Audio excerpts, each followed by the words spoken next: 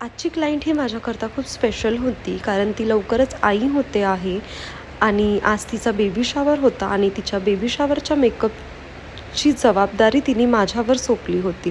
तिने मला निवडलं होतं तिच्या बेबी शॉवरचा मेकअप करायला. सो माझी रिस्पॉन्सिबिलिटी होती अगदी तिला हवा तसाच मेकअप लूक तिला करून द्यावा.